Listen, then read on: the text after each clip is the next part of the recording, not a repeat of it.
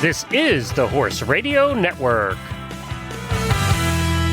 This is episode 643 of the Dressage Radio Show, official podcast of the United States Dressage Federation, on the Horse Radio Network, brought to you by Kentucky Performance Products, Arena Saddles, and Total Saddle Fit. On tonight's episode, we have Lehua Custer back on the show to discuss her stallion Fortunato H2O. After that, we chat with national third-level freestyle winner Taryn Anderson. Fie Andersen, no relation, is back with another great trainer tip.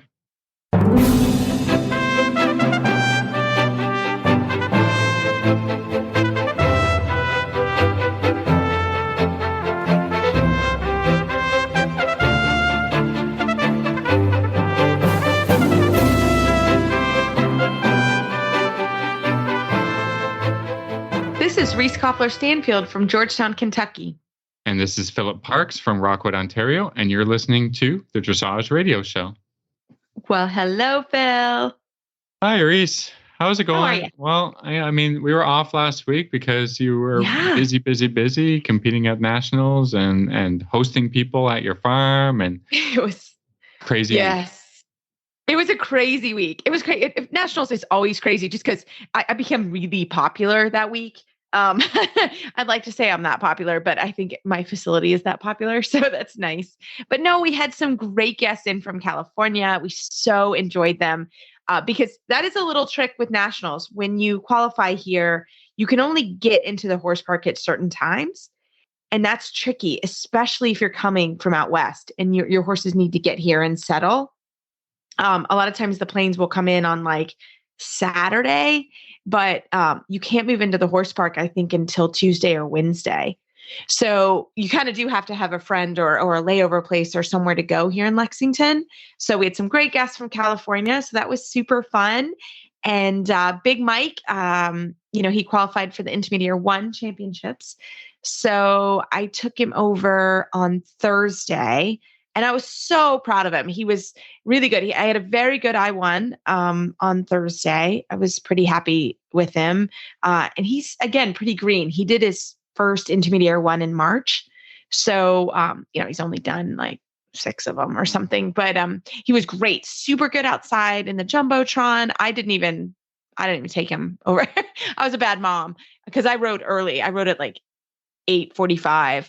So we got him ready here at the barn, and then we took him over, and then the horses have to stay at the horse park for nationals.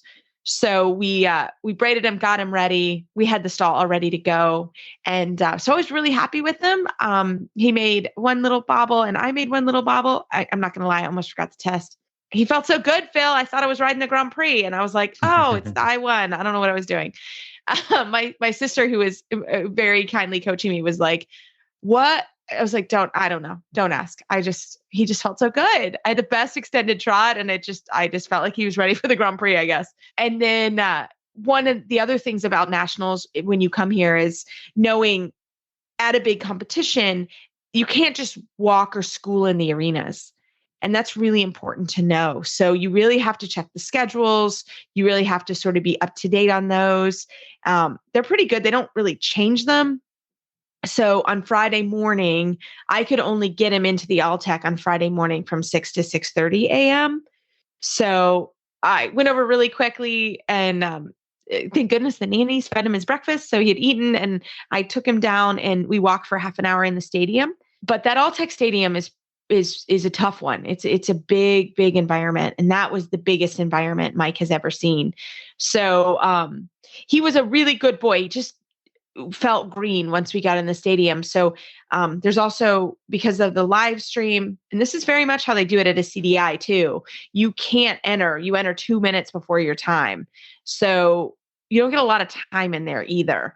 So in the warm up at the horse park, it's pretty small in the Alltech, and it's a weird feeling because it's really tall and narrow. So it gives you this weird, or me, particular. I mean, I haven't asked anyone else really, but I feel very claustrophobic in that arena. So it's a little bit of a funny feeling when you warm up if you're not used to that feeling. And I've warmed up there before, but every time it sort of rocks me. I have to remember that it's a funny feeling in there.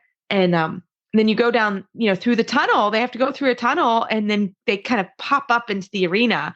And it's a big stadium, and there's a jumbotron, and there's all kinds of things in there. It's got a real CDI international Yes. feeling, it's a big venue.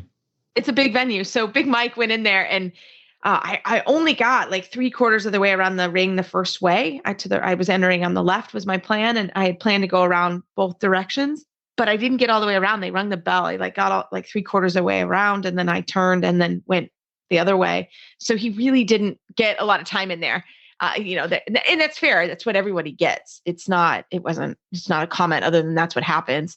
And so I got to X, and I saluted, and I just felt him go, he just took this massive breath, which he doesn't normally do. Normally he's pretty confident out there. So I think it was a great experience for him. I finished mid-pack, maybe. Yeah, it wasn't our best test. He broke in the first extended trot. I should have adjusted a little more. Again, that's what he'll do when he's tight. He hasn't done it in a long time. So I just didn't adjust quickly enough. And then we had an unfortunate poo-poo in the canter work. And Big Mike can't possibly canter and do a canter zigzag while having a potty break. So that was unfortunate. So I had some kind of bigger mistakes. So I wasn't unhappy, but his pirouettes were the best they've done. His changes were a highlight. So there were some definite highlights to the test. So I was pleased with them. And he was a big boy. So it was fun. And he came home. It was funny because he was gone like not even 48 hours. And he came home and he was like, I got some things to tell you, Bingo. Bingo, it was not impressed. It was funny. He was just like, yeah, son. So it was a fun experience, but it is really a fun, I'm glad I did it. It's expensive, but it's really, if you qualify, I tell everyone, if you qualify, you should go and do it. And I had some other students that qualified, and that was super fun. Both of them actually, Alston Kerr was 9th in the first level freestyle, which is incredibly competitive. I think she was 9th with the 72%, like super competitive. And then Mandy Enfinger was 7th in her third level freestyle. So that was really exciting on Sunday. And the other thing I keep telling people, you got to pack for all seasons, because it was really right there in November, the Kentucky weather changes dramatically. And unfortunately, it's like sort of always around the week of finals. So the weather is always a challenge there. And for me too, like it just even living here in Kentucky, but our weather hasn't changed. And my horses don't work outside in that, right? Like I'm inside fair weather riding. So that's always a challenge to that competition. So, cause when Mike went on Thursday, it was windy actually, but it was like 75 degrees. Then Mike actually did his, was inside, so it didn't matter. But it's always an adventure for sure. So yeah. So we've got in the next couple of weeks, we're going to be grabbing some people that were at the competition and telling their stories. So I'm excited to share them, because there's so many fun stories that come out of that competition. And we're going to try and share as many as we can with you. And even if it, again, it's a huge accomplishment even to make it there. And I think you feel that when you are in the barns, like people are really happy to be there and they've worked really hard to get there. So if you ever qualify, really come. Like I always tell that to people, you will not be disappointed. And, you can always look us up. And usually Phil comes down. He didn't come down this time. So I was on my own. So, but it was a good week. So, we're going to get right into it. We've got a couple guests from the horse show in the next couple weeks, like I said, but we're going to have a break from Kentucky Performance Products now. She swallowed hard as they walked into the start box. She could feel his muscles tense under her leg. 5, 4, 3, 2, 1. Have a great ride. She didn't have to ask. He galloped out of the box and across the field toward their first training level course. His ears pricked. Her heart pounded. He attacked each obstacle with confidence, clearing them with room to spare. A huge smile broke out on her face as she crossed through the finish flags. She leaned forward and buried her face in his neck, their bond of love and trust blocked out all else. This love story is brought to you by Elevate. Research proven to have superior bioavailability, Elevate supplies the essential vitamin E often missing from the equine diet. Its all-natural formula supports healthy muscle and nerve functions. The horse that matters to you matters to Kentucky Performance Products. Call 859-873-2974 or visit kppusa.com to order today. Well, tonight we're so excited to have Lehua Custer back on the show to talk about her wonderful stallion, Fortunato H2O. Welcome back, Lehua. Hi, thanks for having me. Well, you have had quite a summer, and we loved, your story of coaching in Tokyo. But then you get back from Tokyo, and you're getting your stallion ready for Devon. Like, this was huge, where he was the grand champion. Wow. Yeah, how'd you do that? Yeah, it was great. Well, I have to be honest, I actually didn't enter him until about 3 days before the show. It was a bit of a last minute thing. Yeah, because I had been gone and I had a wonderful friend trainer riding him while I was gone. So he stayed in work, but I was not up to par in my mind. I hadn't been riding for a month. That was a hard thing. I didn't ride for almost a whole month. And I get back and I spoke with his breeder for a little while, Tuna's breeder.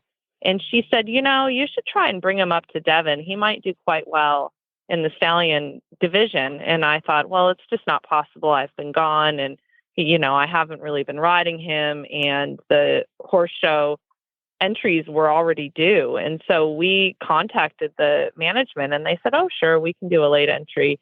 And so we entered him on, I think, a Friday, and then the entry, the times came out on Sunday, and I said, oh, I better load up the horse trailer and get on up there. So then I left on Monday. So it was a little bit last minute and a little unexpected, but at the same time, I was really excited for the opportunity, and it paid off. This was his third time going, and I was excited to show him as a mature horse because he went as a foal. He was born in New Jersey, and I lived in California at the time. And I thought, this is my only opportunity to have a horse compete at Devon because I live on the West Coast. And so I begged the breeder to take him as a foal, and he got 4th place in the foal division. And then he shipped out to California, and I found myself back on the East Coast when he was 3. So I did bring him as a 3-year-old, and he did pretty well. He got a 10 on his walk in hand. Wow. And won his 3-year-old colts, I believe it was, division, and then went on and did pretty well under saddle as well. He ended up with the reserve champion material. So, and that was only under saddle like maybe 90 days at that point. So it was a really great show in itself. And I thought, this is great. I went to Devon and my horse did great. And, what a wonderful 3-year-old year. And now it's just a complete dream I didn't know I could have come true. So it was amazing. Maybe you could, wind it back a little bit and tell us how, like, you connected to the breeder and how you bought a foal, obviously, pre-weaning, I assume, and then you didn't geld the horse. So what is that story and how did you find him, and go back and give us a little history. Yeah, it's kind of fun actually. I love training up young horses. So I worked for a breeder and trainer, Hilda Gurney, for 10 years and spent a lot of time paying attention to bloodlines and riding, horses that I saw as foals and riding them up the levels. And it's my favorite thing. So I had a horse that Hilda had bred, and I had trained him to Grand Prix, and I knew I'd be looking for his next owner, and I needed to look for my next project. So I spent about 2 years kind of shopping online and looking at what the breeders had in my area in California. And one night I'm sitting on the couch with my roommate, and I see a picture of this bright chestnut foal, one leg out, still laying down, big white blaze. And I literally jumped off the sofa and I said, "This is my horse." And my roommate looked at me and she's like, "It's a brand new baby. He's 10 minutes old." I said, this is my horse.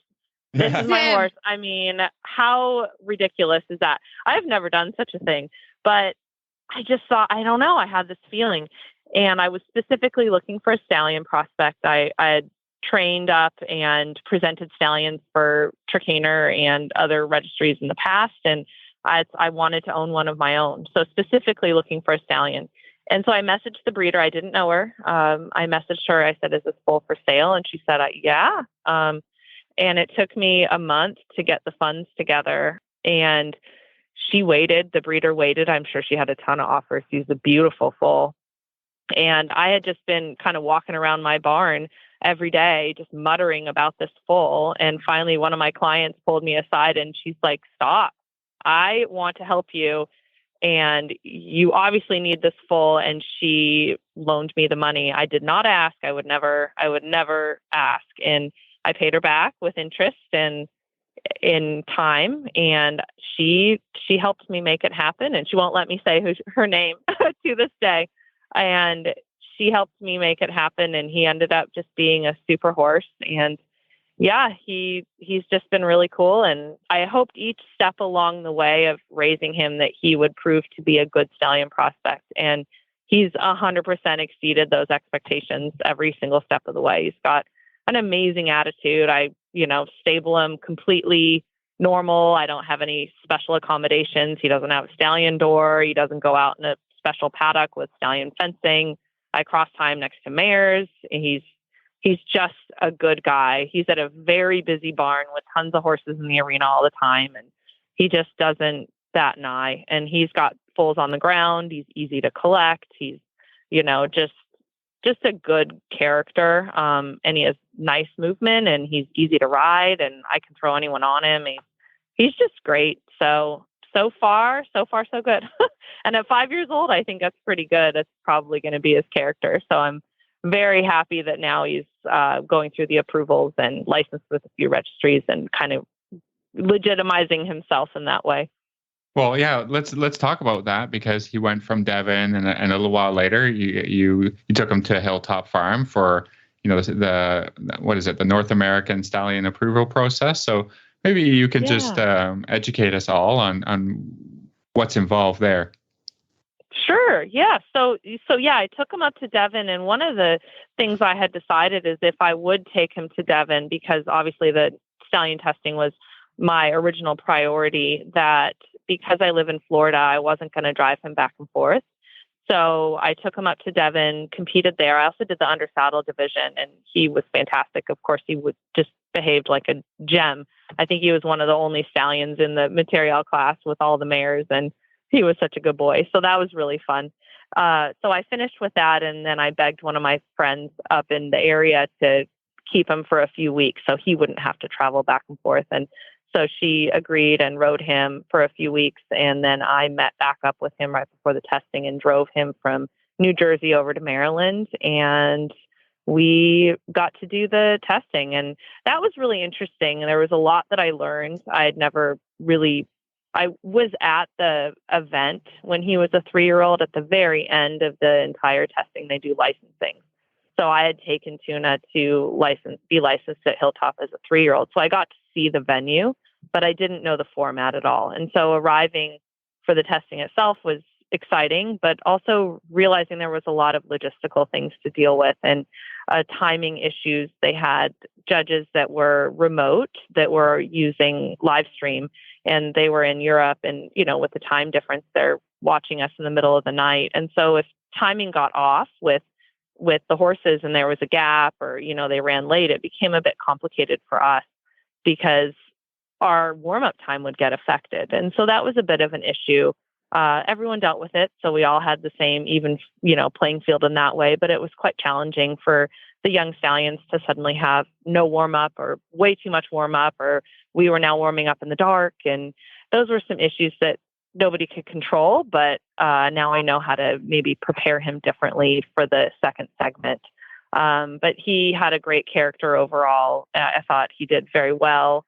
He was maybe a bit tired by the end, which I think a lot of the horses dealt with. And unfortunately, in a way, the guest rider rides them at the very tail end. So the horses are a bit pooped out and she doesn't always get to feel them at their very, very best, which that's a disappointment, but it's just part of the process. So I was overall quite happy with him, and I can't wait to present him again next year as a even more robust 6-year-old.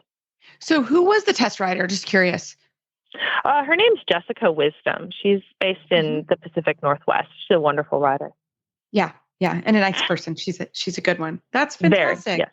Very, yeah. So he goes back again as a 6-year-old. He does. So there's a few different ways that they could get their final approval.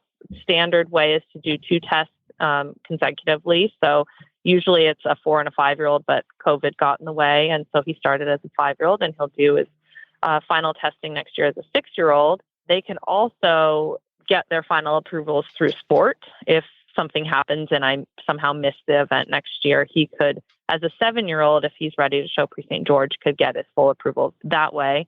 And they did say that another way is if the horses go to the Lamplight Young Horse Finals, they would, and they did quite well, as in won their division, they could use that score for their testing instead of going to the full testing. So there's a couple of options, but the most standard is to do the 2-part test at this point. Well, that's, it's an interesting process, and it, makes you appreciate what the stallions and the stallion owners have to go through to get their approval, that it's held to quite a high standard, so that, in the end, you're only going to be breeding to the best stallions, right? And hopefully your mare is got her own quality attributes, and then we, and that's how you just keep improving, the horses, whether it's because he did I think he did the dressage stream, right? But there's also the jumpers that were there as well. Yep.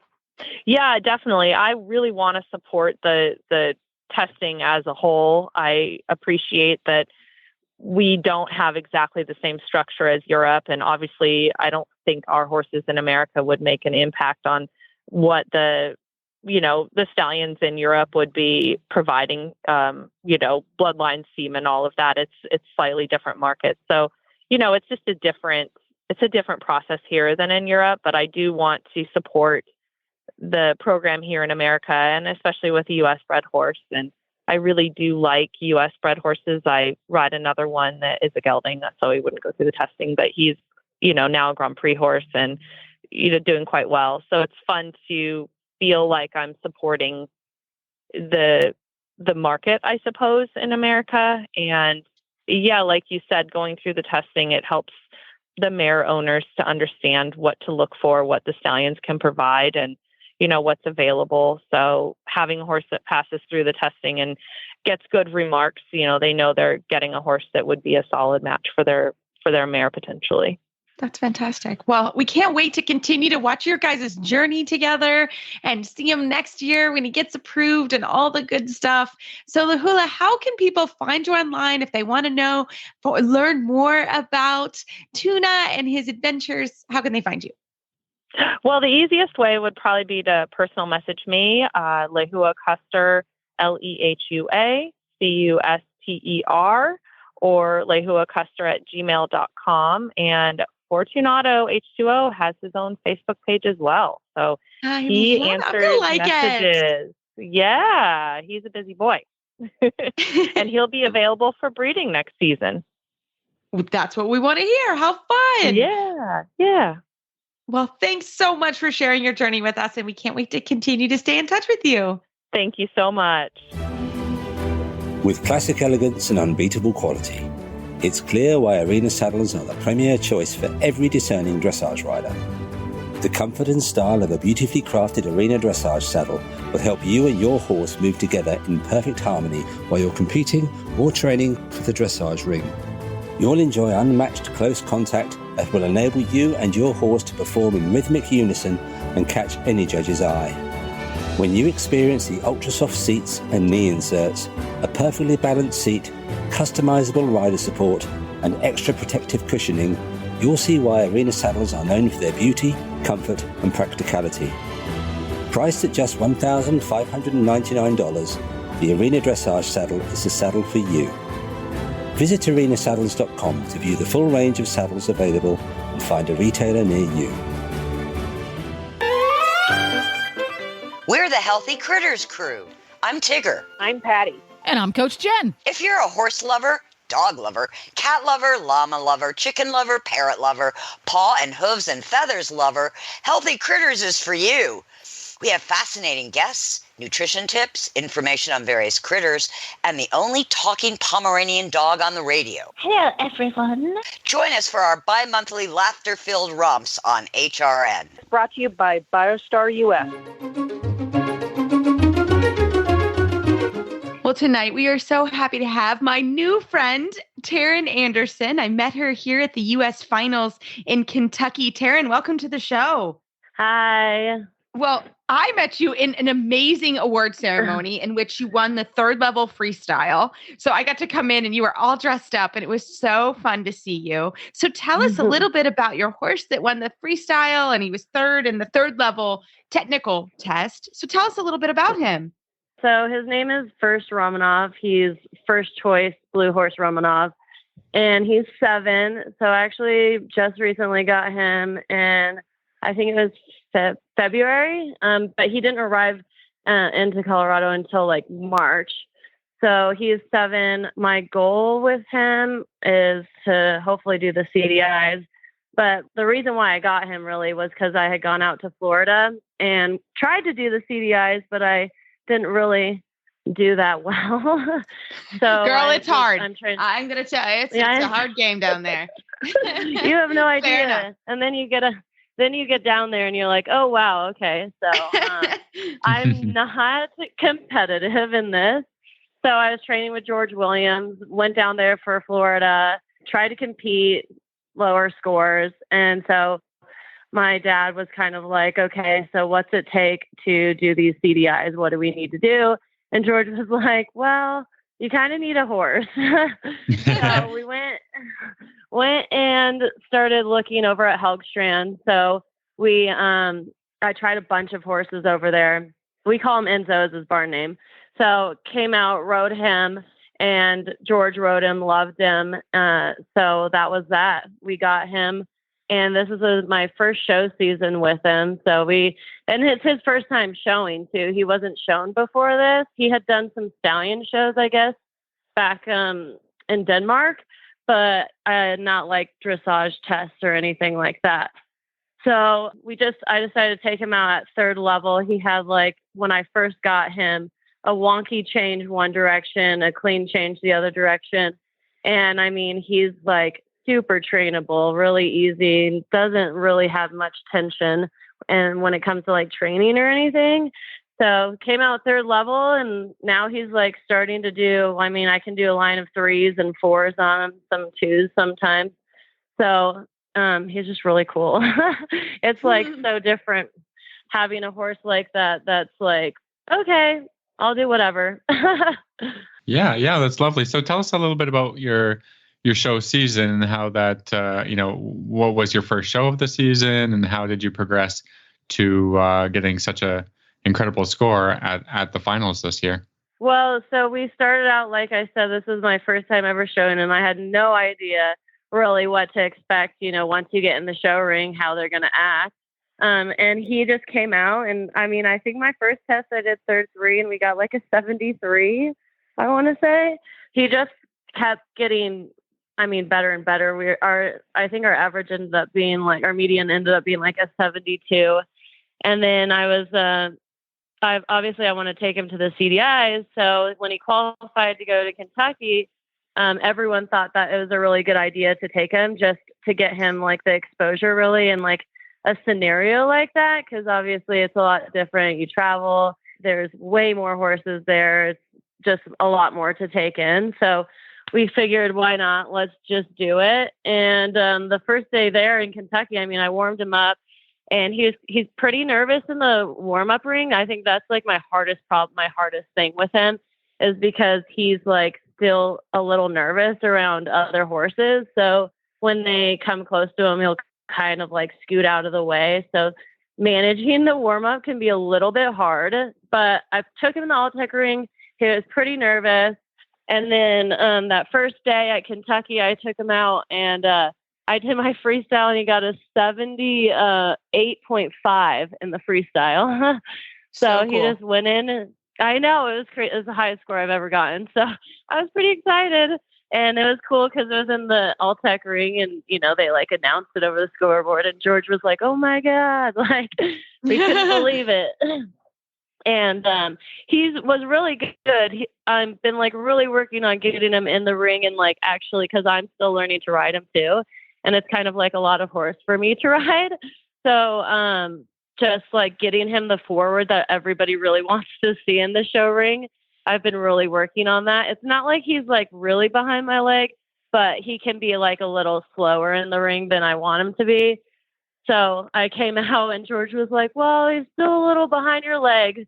So come to the third level freestyle. My goal was, okay, I need to get this horse forward. I need to ride him. Like everybody wants me to ride him. So like that was my goal in the ring. And I feel like the day on the final or for my third freestyle, I got that from him. Even though we had like a few little spooky moments and I couldn't really get him in one of the corners because he was spooking, but I like got a good forward horse. And that's what my main goal was, really, to like get that feeling in the show ring so I can hopefully take that over into Florida. So tell us, it's a freestyle. So tell us a little bit about your music and how all of that came together so well, like who picked the music? Well, my mom picked it out, but this is like kind of an interesting part of the story. So the third level freestyle was never our, like, we didn't think we were going to do that because we hadn't at the beginning of the show season really thought about going to Kentucky. But then when he was doing so well and everyone kind of thought that it was a good idea, I put my third level freestyle together. And it's actually the music from my mom's mare. And I rode third level with that same exact music. And she actually won that same freestyle in Kentucky too.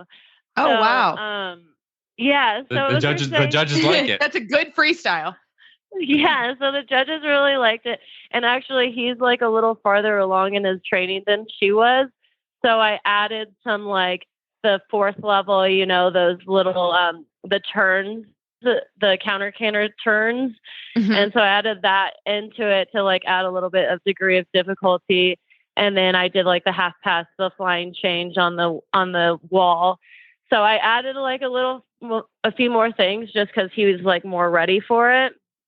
So yeah, that's how that came together. Apparently they really liked the music though.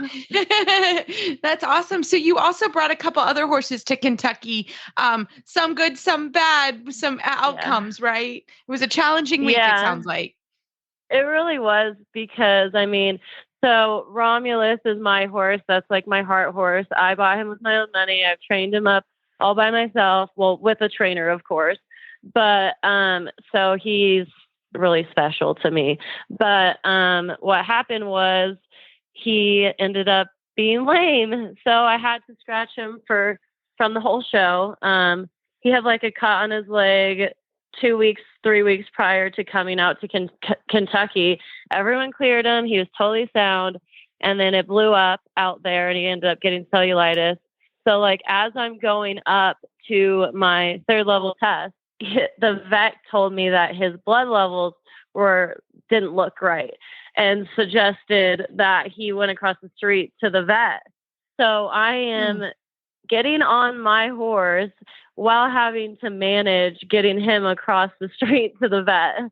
So it was a kind of a little crazy moment for me. And then I had to put that all behind me and go ride my ride. Yeah. Which is hard when you care. Yeah. That's horse showing too, right? You kind of have to hope that your team can take care of it and you move forward with what you're doing. And it seems like you were able to do that. And that is so scary. And one of the good and bad things about being here in Kentucky is that there literally is a vet clinic right across the street from the horse park. I know. So it was so nice. Easy. Yeah. And they checked on him every day. So that was good too. And it was nice because I had one of my friends here and she took him across the street to the vet. So I knew he was in good hands. And my hauler, she grabbed him, put him in his trailer and put him in her trailer and took him across the street. So he was safe, but it was a little disappointing for me because he had been doing so good this show season and was so ready. Sure. Well, Taryn, tell us a little bit about, I mean, you've got some exciting things coming along. It sounds like that horse is going to be okay, and which is thank goodness. And so tell us, what do you have going forward to Florida and going on? You've got some exciting stuff. Right. Well, so my plan is to leave end of December. I'm going to go train with George again because it was so successful for me last show season. So I only went for 1 month last time, and I realized that that's like not enough time to really like get in there and like get some stuff done. So this time I'm going to go for 2 months. And so my goal, or first Romanov, my goal is to do the developing pre-St. George on him. I want to try and get him to lamplight, I think. So I'm going to try and do some pre-St. George and developing pre-St. George stuff out there. And then with Romo, I'm going to do the pre-St. George with him. He's been like a hard horse to train because he was super tense, super worried in the show ring. But this year, like, was my first year where I like really felt like I had him. So I think that I've been taking it super slow with him. I mean, we did like 3rd level twice. We did 4th level twice. So this year, I think that he's going to be ready to do the pre-St. George, though. So, like, my goal is to go out there and do some national classes with him and just get him started and where he's, like, in a good place, you know? So I'm not, like, really pushing him to do the CDIs yet.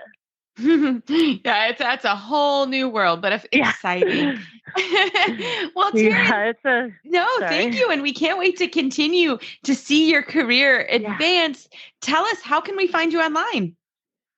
Well, Taryn Anderson. I also have Instagram, which is TarynRay89. We also have a barn now. So the barn name is Lakeview Equestrian. This is like really new. We've only had it for since I got back from probably I want to say in June, I want to say we started looking for a barn once we got back from Florida. Because that's another thing when you start training, like how I'm training right now, you come to realize like all the things that you need really, like a full school dressage ring to do your freestyles in, and like somewhere where your coach can be with you all the time. So Sue Martin, she's training at my barn too. So that's another place you can find us at. Great. Oh, well, thank you so much, Taryn. And we look forward to seeing you soon in Florida. Thank you. Well, Phil, one of the exciting things that always happens during the U.S. finals is my saddle fitter comes in.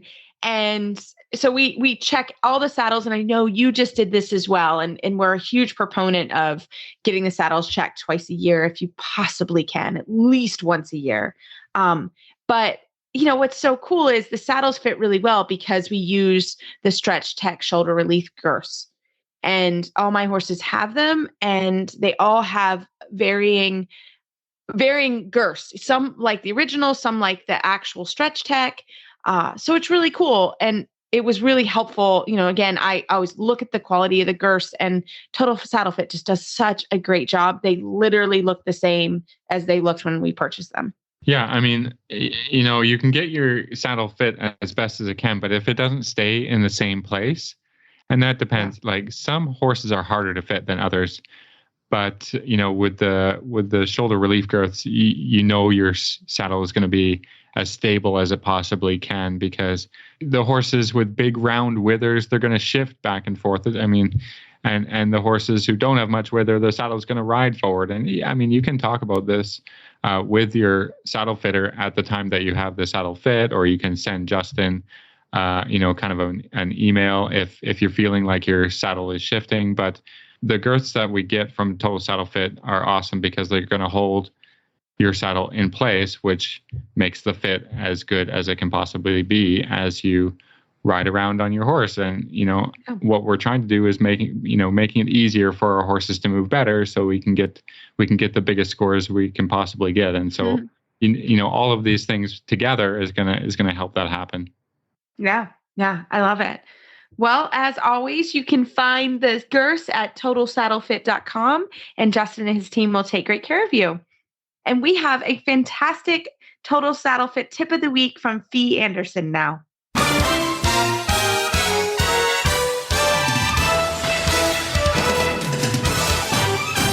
This week's dressage training tip is brought to you by Total Saddle Fit, home of the shoulder relief girth at TotalSaddleFit.com. Well, for this week's Total Saddle Fit Tip of the Week, we are so excited to have FEI rider and trainer Fie Andersen on the line. Fie, welcome back to the show. Thank you. So glad you could have me. Well, you have a great Total Saddle Fit Tip of the Week for us. What do you have? Well, so I often remind my riders, if things are not happening when they're asking, I often remind them to remember to have intent behind their aids. So if somebody's asking for a canter and they're kind of not really sure about it, the horse is also not really going to be sure about it. So I ask them to always ask with intent and kind of mean your aid. That helps a lot.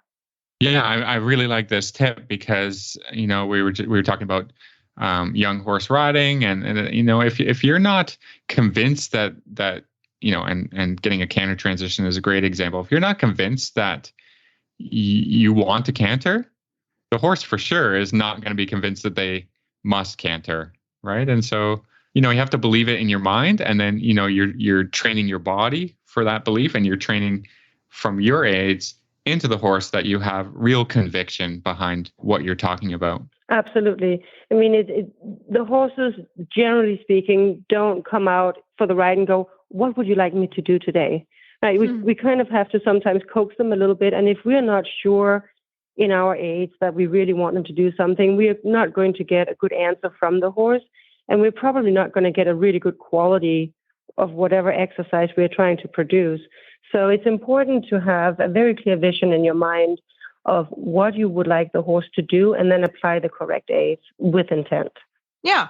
And I love this idea of a canter transition, because I think this is a big one where people really, in their mind, they want a canter, but as soon as the horse starts to canter, they shut them down and they stop. Right. And right.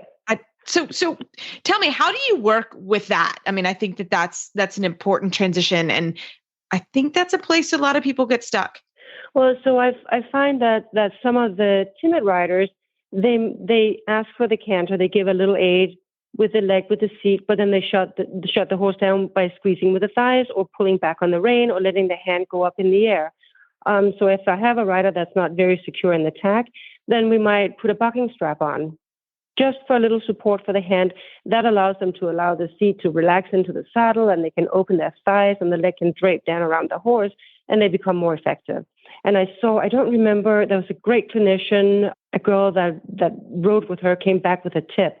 She took a polo wrap, put it underneath the girth of the horse, and then the rider was holding this polo wrap with each hand as a little bit of support for the hand so it wouldn't go moving around too much in the big transitions. And that's another one that's really helpful to steady the rider and allow the rider to go down and around the horse and have more effective aids.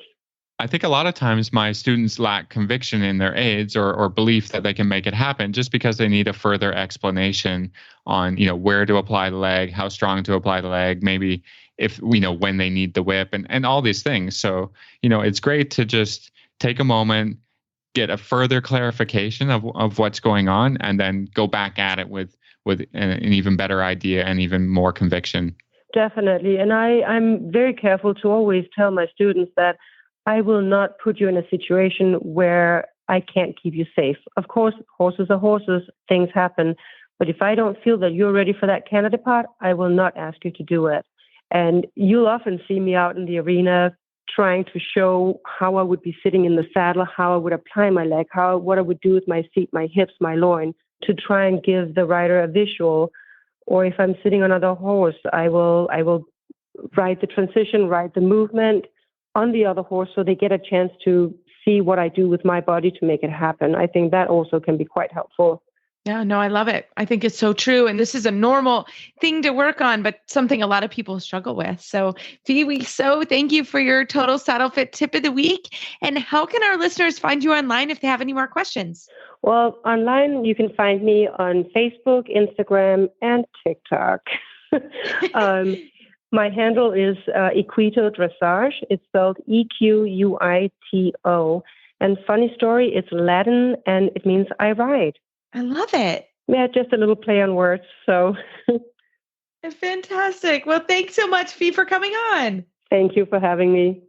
So, Phil, this is our last week for our book club of the month book. It is Rider plus Horse equals One: How to Achieve the Fluid Dialogue That Leads to Harmonious Performance by Eckhard Miner. So we're going to review it next week. So we're really excited. It's a great book.